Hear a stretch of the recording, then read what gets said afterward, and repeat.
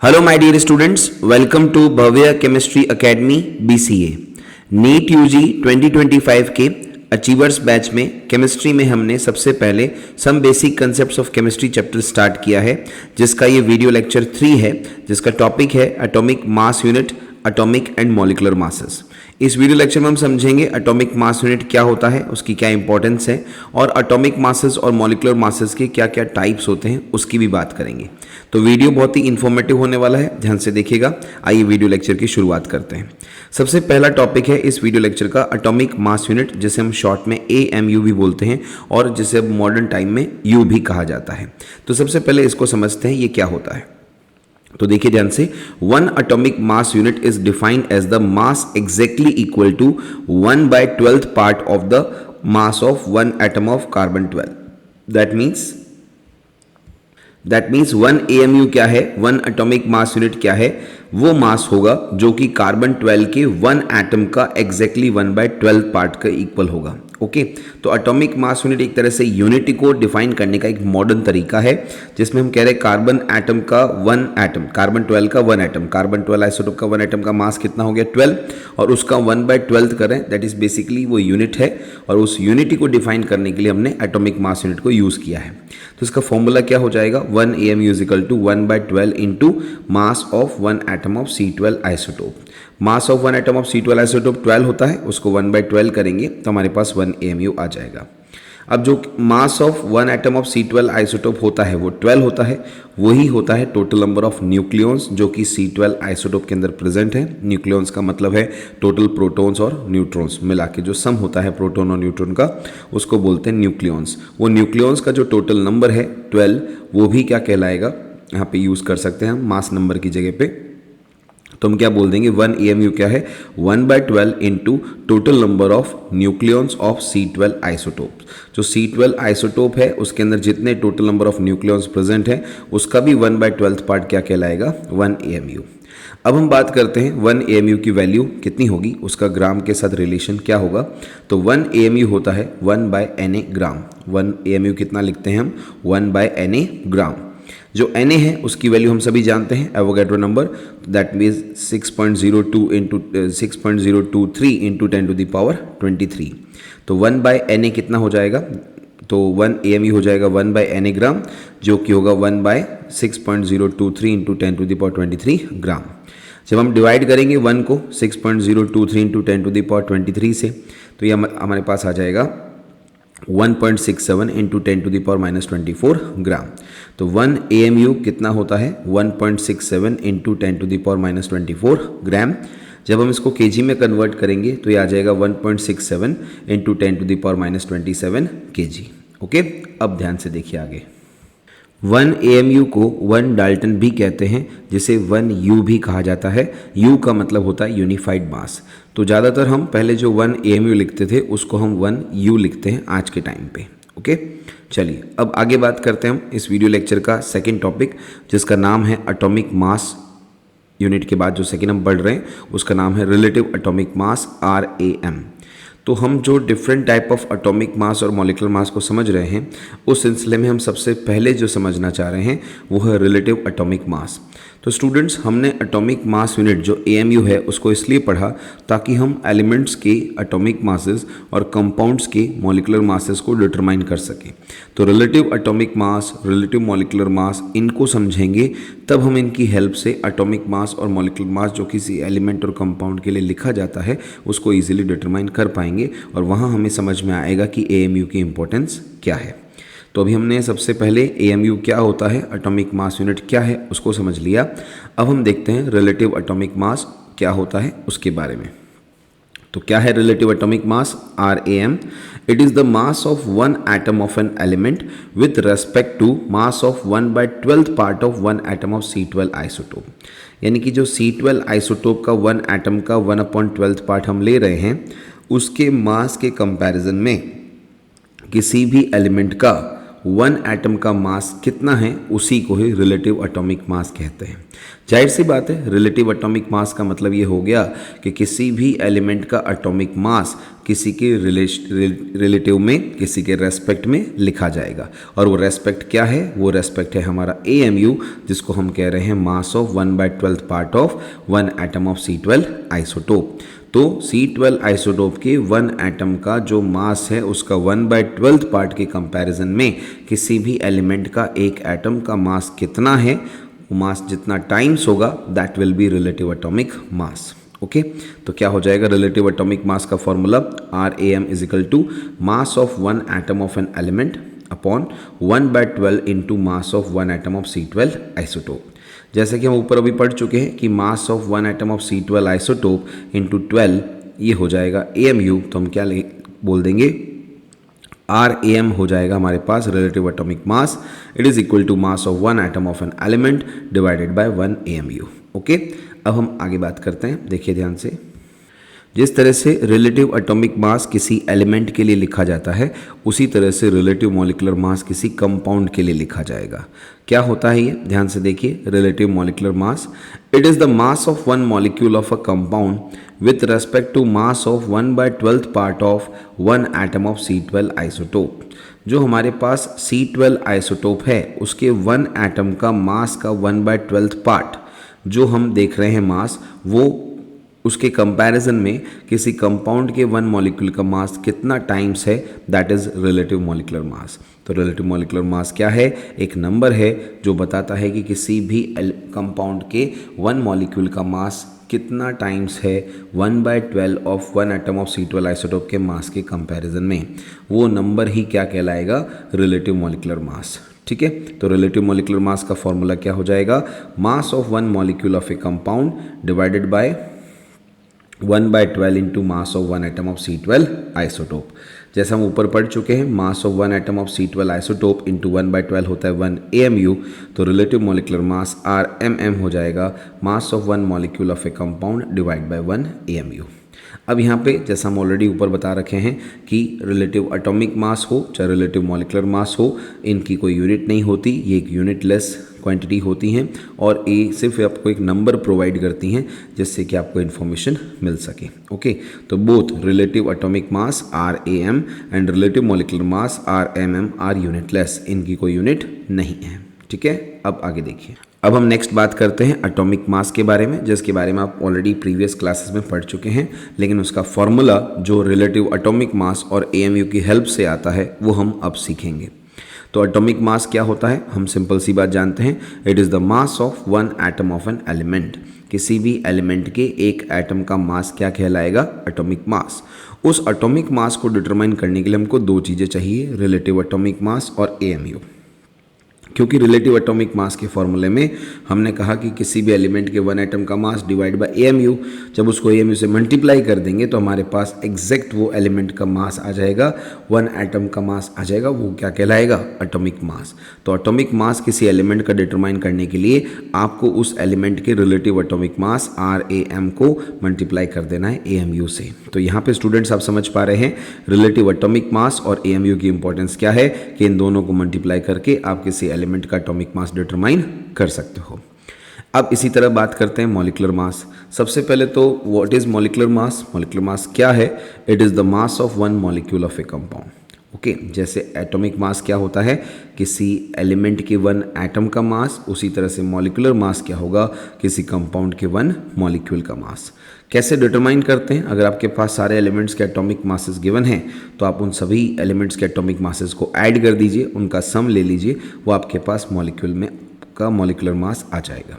तो क्या बोल देंगे? It is the sum of masses of all the atoms of the elements present in one molecule of a compound. किसी भी compound के वन मॉलिक्यूल में एलिमेंट्स के एटम्स जितने भी प्रेजेंट हैं उन सभी के मासेस का सम जो होगा वो क्या कहलाएगा? Molecular mass. कैसे कैलकुलेट करेंगे मॉलिक्यूलर मास? तो एक तो तरीका ये हो गया कि आप सभी एलिमेंट्स के एटॉमिक मासेस को ऐड कर दीजिए, दूसरा अगर हमें फॉर्मूले से कैलकुलेट करना है तो मॉलिक्यूलर मास आ जाएगा RMM इंटू AMU, यानी मॉलिक्यूलर मास आपको डिटरमाइन करना है किसी कंपाउंड का, तो उस कंपाउंड का जो रिलेटिव मॉलिक्यूलर मास है उसको AMU से मल्टीप्लाई कर दीजिए, वहाँ पे आपके पास कंपाउंड का मॉलिक्यूलर मास आ जाएगा। तो आप समझ सकते हैं रिलेटिव मॉलिक्यूलर मास की इंपॉर्टेंस है, उसको AMU से मल्टीप्लाई करने पर हमारे पास किसी कंपाउंड का मॉलिक्यूलर मास डिटरमाइन किया जा सकता है। ठीक है, अब आगे देखिए। Generally atomic mass and molecular mass are expressed in AMU और U। जो एटॉमिक मास हमने अभी पढ़ा, या हम बात करें मॉलिक्यूलर मास की, इनको हम एक्सप्रेस करते हैं AMU और U में, यानी इनकी जो यूनिट्स है जो हम जनरली यूज़ करते हैं वो है AMU और U। अब हम बात करते हैं नेक्स्ट, हमारा जो मास हम यूज़ करते हैं जनरली वो है फॉर्मूला मास। फॉर्मूला मास क्या होता है? फॉर्मूला मास किसी कंपाउंड के लिए, स्पेशली आयनिक कंपाउंड्स के लिए लिखा जाता है, जो कि उस आयनिक कंपाउंड की वन फॉर्मूला यूनिट में प्रेजेंट जितने भी एलिमेंट्स के एटम्स हैं, उनके एटॉमिक मासेस हैं, उनका सम होता है। तो क्या है formula mass? It is the sum of atomic masses of elements present in one formula unit of an ionic compound.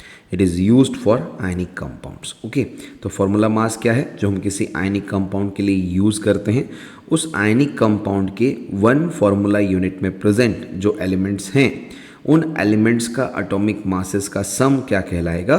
Formula mass. तो फॉर्मूला मास क्या है? जो एलिमेंट्स के एटॉमिक मासेस का सम है, जो एलिमेंट्स किसी आयनिक कंपाउंड के वन फार्मूला यूनिट में प्रेजेंट है। अब एग्जांपल से समझते हैं। जैसे हमें फार्मूला मास कैलकुलेट करना है एल्यूमिनियम सल्फेट का, तो हम डायरेक्ट एल्यूमिनियम और सल्फेट के मास को ऐड नहीं करेंगे, हम पहले इसका फार्मूला लिखेंगे। फार्मूला होता है Al2SO4 होल थ्राइस। तो हम क्या करेंगे? एल्यूमिनियम का एटॉमिक मास कितना है? 27, उसको 2 से मल्टीप्लाई करेंगे। सल्फेट आयन का मास होता है 96, उसको 3 से मल्टीप्लाई करेंगे, और इन दोनों को ऐड कर देंगे तो हमारे पास 342U आ जाएगा, जो कि एल्यूमिनियम सल्फेट का फार्मूला मास है। क्योंकि एल्यूमिनियम सल्फेट के वन फार्मूला यूनिट में जो एल्यूमिनियम और सल्फेट आयंस हैं, उनको मल्टीप्लाई करना पड़ेगा नंबर को उनके मास से, तब जाके हमारे पास उस आयनिक कंपाउंड का एग्जैक्ट फार्मूला मास आएगा। ठीक है, अब आगे देखिए ध्यान से। अब हम बात करते हैं नेक्स्ट टॉपिक की, जिसका नाम है एवरेज एटॉमिक मास। एवरेज एटॉमिक मास स्पेशली उन एलिमेंट्स के लिए यूज़ किया जाता है जिन एलिमेंट्स के आइसोटोप नेचर में मिलते हैं। ओके, आइसोटोप क्या होते हैं आप सभी को मालूम है, कमेंट सेक्शन में उसका नाम बताइएगा, उसकी डेफिनेशन बताइएगा। तो जिन एलिमेंट्स के आइसोटोप एग्जिस्ट करते हैं नेचर में, उनके लिए एवरेज एटॉमिक मास यूज़ किया जाता है। It is used for the elements whose isotopes exist in the nature. क्या है इसका formula? Average atomic mass determine हम फॉर्मूले से करते हैं, और फॉर्मूला क्या है? x1a1 प्लस x2a2, यहाँ पे इसको 2 कर दीजिएगा स्टूडेंट्स, ये 2 है, x2a2 plus x3a3 upon 100, where x1, x2 and x3 are the natural abundances of isotopes 1, 2 and 3 of the element, and a1, a2, a3 are the atomic masses of isotopes 1, 2 and 3 of the element. Okay students, तो आप यहाँ पे समझ पा रहे हैं। तो हमारा फॉर्मूला क्या हो गया एवरेज एटॉमिक मास कैलकुलेट करने का? x1a1 प्लस x2a2, इसको हमने 2 कर दिया, x2a2 प्लस x3a3 अपॉन 100, जहाँ x1, x2, x3 क्या है? जो एलिमेंट है उनकी नेचुरल एबंडेंसेस है आइसोटोप्स की।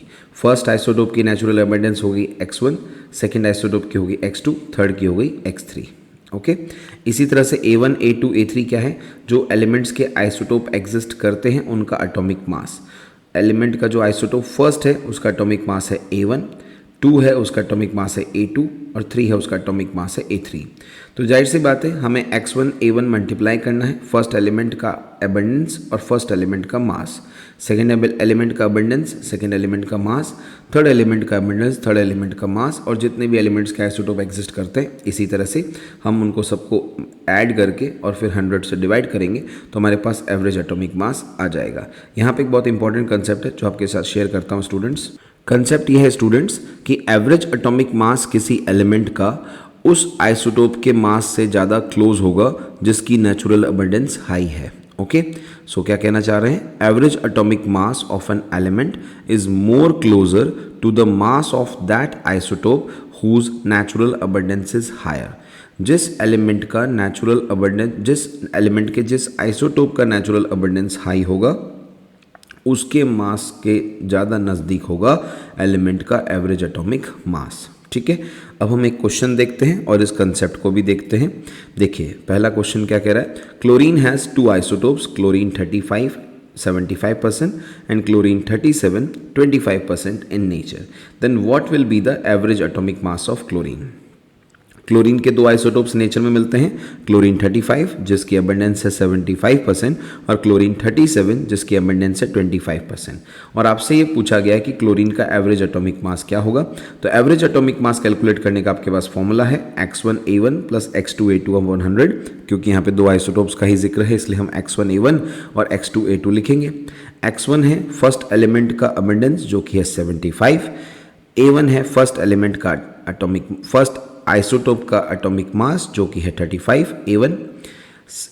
जो सेकंड आइसोटोप है एलिमेंट का उसका जो अबंडेंस है वो है 25 और जो सेकंड आइसोटोप है उसका एटॉमिक मास है 37। डिवाइड कर देंगे 100 से। तब हमने सबसे पहले इनको मल्टीप्लाई करके ऐड किया तो हमारा आंसर आया 3550 डिवाइड बाय 100। ये आ गया हमारे पास 35.5 U। अब हम इस कंसेप्ट को भी समझते हैं, ये कंसेप्ट कैसे अप्लाई हुआ। तो जैसा कि हम देख पा रहे हैं क्लोरीन 35 का जो अबंडेंस है वो 75% है और क्लोरीन 37 का जो अबंडेंस है वो 25% है। तो जो अबंडेंस है वो किसका ज़्यादा है, 35 का। तो हमारा जो एवरेज एटॉमिक मास है 35.5 U वो 35 के ज़्यादा नज़दीक है। ओके, तो कंसेप्ट ये कहता है कि एवरेज एटॉमिक मास किसी एलिमेंट का उस आइसोटोप के मास के ज़्यादा नज़दीक होगा जिसकी नेचुरल अबंडेंस हाई है। ठीक है, अब आगे देखिए क्वेश्चन नंबर 2 क्या कह रहा है, ध्यान से देखिए। Boron has 2 isotopes in nature B10 and B11। If the average atomic mass of boron is 10.8 then what will be the natural abundance of heavier isotope. Boron के दो आइसोटोप मिलते हैं नेचर में, बोरोन 10 और बोरोन 11। आपको ये कह दिया गया है कि बोरोन का एवरेज एटॉमिक मास है 10.8। अब यहाँ पे स्टूडेंट्स आप दिमाग लगा सकते हैं, 10.8 है मतलब वो 11 के ज़्यादा नज़दीक है। तो इसका मतलब हमारा जो 11 का परसेंटेज है, जो हैवियर आइसोटोप है वो है B11, उसका जो अबंडेंस आएगा परसेंटेज में वो ज़्यादा आएगा B10 के कंपैरिजन में। ओके, तो आपसे यही पूछा गया है कि एवरेज अबंडेंस क्या आएगा। तो देखिए हम कैसे करेंगे इसको। सबसे पहले तो हमें मानना पड़ेगा कि जो हैवियर आइसोटोप है जो कि है B11 उसकी नेचुरल अबंडेंस है X जो हमें कैलकुलेट करनी है। तो जो लाइटर आइसोटोप है B10 उसके लिए अबंडेंस क्या हो जाएगी 100 माइनस एक्स, क्योंकि टोटल अबंडेंस तो 100% है दोनों का मिला के। तो आपने एक आइसोटोप जो हैवियर आइसोटोप है B11 उसका नेचुरल अबंडेंस x मान लिया, तो जो दूसरा वाला लाइटर आइसोटोप है B10 उसका अबंडेंस हो जाएगा 100 माइनस एक्स। अब हमारा फॉर्मूला क्या है एवरेज एटॉमिक मास डिटरमाइन करने का, क्योंकि यहाँ पे दो आइसोटोप है तो हम लिखेंगे x1a1 प्लस x2a2/100। तो लाइटर आइसोटोप है B10 उसका परसेंटेज है 100 माइनस एक्स, हैवियर आइसोटोप है B11 और उसका परसेंटेज है x डिवाइड बाय 100। अब इसको थोड़ा सा सॉल्व कर लेंगे, देखिए क्या आंसर आता है। सॉल्व किया इसको, 10.8 is equal to 1000 minus 10x plus 11x/100। 100 को उससे मल्टीप्लाई कर देंगे तो हो जाएगा 1080 is equal to minus 10x plus 11x, ये आ जाएगा आपके पास प्लस x। तो हम लिख देंगे 1080 is equal to 1000 plus x। तो x आ जाएगा 1080 minus 1000, that comes out to be 80। Hence the natural abundance of heavier isotope B11 is 80%, क्योंकि हमने x को क्या माना था heavier isotope का natural abundance B11 का, जो कि आ रहा है 80%। ठीक है, अब हम बात करते हैं नेक्स्ट टॉपिक की जिसका नाम है एवरेज और मीन मॉलिक्यूलर मास। जिस तरह से एवरेज एटॉमिक मास होता है उस तरह से हम एवरेज मॉलिक्यूलर मास भी लिखते हैं। इसका यूज़ कहाँ करते हैं, सबसे पहले वो देखते हैं। It is used for the mixture where different compounds are present in different quantities. Average और मीन मॉलिक्यूलर मास का हम यूज़ कहाँ करते हैं, जहाँ पे आपके पास डिफरेंट कंपाउंड्स प्रेजेंट हैं, डिफरेंट क्वांटिटीज़ में हैं, और वो भी नॉन रिएक्टिंग गैसेस मिक्सचर के लिए। ठीक है, देखते हैं अब आगे इसका फॉर्मूला। तो एवरेज और मीन मॉलिक्यूलर मास का फॉर्मूला हो गया N1 plus N2 MW2 plus N3 MW3 plus so on upon N1 plus N2 plus N3, जहाँ MW1 MW2 MW3 क्या है, जो हमारे पास कंपाउंड्स हैं उनके मासेस 1 2 और 3 के मॉलिक्यूलर मासेस, जबकि जो हमारे पास कंपाउंड 1 2 3 है उनके जो नंबर ऑफ मोल्स हैं वो है N1 N2 N3। तो यही बात यहाँ पे कही गई है, where MW1 MW2 and MW3 are the molecular masses of compounds 1 2 and 3, where N1 N2 and N3 are the number of moles of the compound 1 2 and 3। ठीक है, अब आगे देखिए। Average molecular mass is determined for non reacting gaseous mixture. Average molecular mass हम किसके लिए use करते हैं? नॉन रिएक्टिंग गैसेस मिक्सचर के लिए। जब हमारे पास कोई गैसेस मिक्सचर दे रखा होगा और वो नॉन रिएक्टिंग गैसेस मिक्सचर होगा, उसके लिए एवरेज मॉलिक्यूलर मास यूज़ किया जाता है, डिटरमाइन किया जाता है। तो वहाँ पे हम क्या सिंपल सा फॉर्मूला लिख सकते हैं? अगर ये सारी चीज़ें हमको नहीं दे रखी है, या सारी चीज़ों का मतलब क्या है, जो ऊपर जो फॉर्मूला लिखा है और यहाँ जो कह रहे दोनों सेम है, और सिंपल फॉर्म में बता देते हैं कि एवरेज मॉलिक्यूलर मास हमारे पास आता है टोटल मास ऑफ मिक्सचर। जो मिक्सचर का मास अगर आपको दे रखा है टोटल, उसको total number of moles of mixture से डिवाइड कर दीजिए, ये आपके पास average molecular mass of the mixture आ जाएगा। अगर मिक्सचर के अंदर कंपोनेंट्स की इंडिविजुअल डिटेल दे रखी है तो आप ये फॉर्मूला यूज़ कर सकते हैं। और यदि किसी गैसियस मिक्सचर जो कि नॉन रिएक्टिंग गैसियस मिक्सचर होगा, उसका एवरेज मॉलिक्यूलर मास आपसे पूछा जाए और टोटल मास ऑफ मिक्सचर दे दिया जाए और total number of moles of mixture दे दिया जाए, तो आप एवरेज मॉलिक्यूलर मास कैलकुलेट कर सकते हैं। कैसे करेंगे? टोटल मास ऑफ मिक्सचर को total number of moles of mixture से डिवाइड कर देंगे। ओके, अब आगे देखिए। अब हम इस कंसेप्ट पे बेस्ड एक क्वेश्चन प्रैक्टिस करते हैं।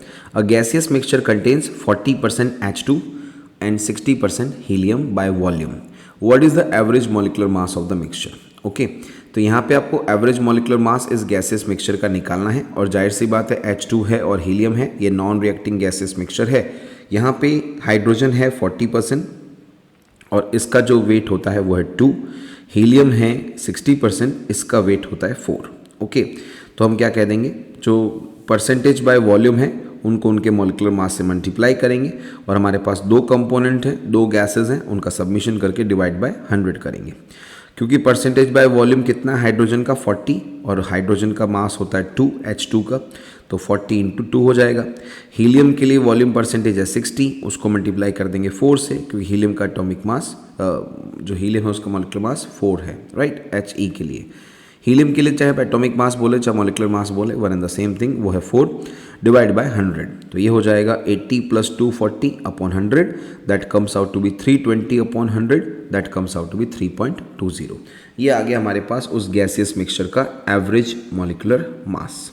ठीक है, अब चलिए नेक्स्ट क्वेश्चन देखते हैं। Question number 2, an element Y has 3 isotopic composition. जो हमारे पास एक कोई एलिमेंट है Y जिसमें फॉलोइंग आइसोटोपिक कंपोजिशन आपको मिल रहा है। Y का जो आइसोटोप है Y200, उसका 90% अबंडेंस है। Y का जो आइसोटोप है 199, उसका 8% अबंडेंस है। और Y का जो आइसोटोप है 202, उसका 2% अबंडेंस है। ठीक है, तो आपको तीनों एलिमेंट के जो एलिमेंट Y है उसके जो तीनों आइसोटोप हैं उनकी डिटेल दे दी गई है। उनके मासेस है 200, 199 और 202। जो 200 है उस आइसोटोप का अबंडेंस है 90%, 199 वाले आइसोटोप का अबंडेंस है 8% और 202 एटॉमिक मास वाले आइसोटोप का अबंडेंस है 2%। ठीक है, अब आगे देखिए। तो आपसे पूछा गया है average atomic mass of naturally occurring element Y is nearly. जो हमारे पास नेचुरली अकरिंग एलिमेंट Y है उसका एवरेज एटॉमिक मास क्या आएगा? आपके पास ऑप्शन दे रखे हैं 200U, 202U, 198U, 204U। इस क्वेश्चन का सही आंसर है बी, दैट इज 202U। कैसे आया? फॉर्मूला बेस्ड क्वेश्चन है, तो फॉर्मूलेज में वैल्यू पुट करते हैं और देखते हैं आंसर क्या आता है। तो एवरेज एटॉमिक मास हमको डिटरमाइन करना है और इस बार हमारे पास 3 आइसोटोप है, तो हम लिखेंगे x1A1 + x2A2 + x3A3 upon 100। x1 हमारे पास है 200, जो एलिमेंट है उसका एटॉमिक मास है A1 200 और x1 है 90। इसी तरह से जो A2 है वो है 199, अबंडेंस है 8 और जो मास है 202 आइसोटोप का, उसका अबंडेंस है 2%। जब हम इनको ऐड कर देंगे तो ये आ जाएगा 20196, दैट इज 20,196 डिवाइड बाय 100। ये आ जाएगा आपके पास 201.96, जो कि नियरली इक्वल टू है 202U। और ये आपको दे रखा है ऑप्शन बी में, सो इस क्वेश्चन का सही आंसर हो जाएगा ऑप्शन बी। तो स्टूडेंट्स, आपने देखा इस वीडियो लेक्चर में हमने बात की एटॉमिक मास यूनिट के बारे में। सबसे पहले AMU क्या होता है, फिर हमने different type of atomic mass और मॉलिक्यूलर मास को समझा, जहाँ पे हमने रिलेटिव एटॉमिक मास की बात की, एटॉमिक मास की बात की, उसके बाद हमने मॉलिक्यूलर मास को समझा, रिलेटिव मॉलिक्यूलर मास को समझा, हमने फार्मूला मास को भी समझा क्या होता है, और फिर हमने एवरेज एटॉमिक मास और एवरेज मॉलिक्यूलर मास को समझा और उन पे बेस्ड कुछ हमने क्वेश्चन प्रैक्टिस भी यहाँ पे की। उम्मीद करते हैं जो भी यहाँ पे आपको समझाया वो समझ में आया होगा, और नहीं समझ में आया तो उसको आप कमेंट सेक्शन में मेंशन कर दें। ओके, और नीट की प्रिपरेशन करते रहिए, और जो भी आपको डाउट्स आते हैं केमिस्ट्री में वो आप कमेंट सेक्शन में मेंशन कीजिए, ताकि उसको हम सेपरेटली अलग से वीडियो बना के हम उसको सॉल्व कर सकें। Okay students, keep studying, best of luck and thank you very much for watching this video.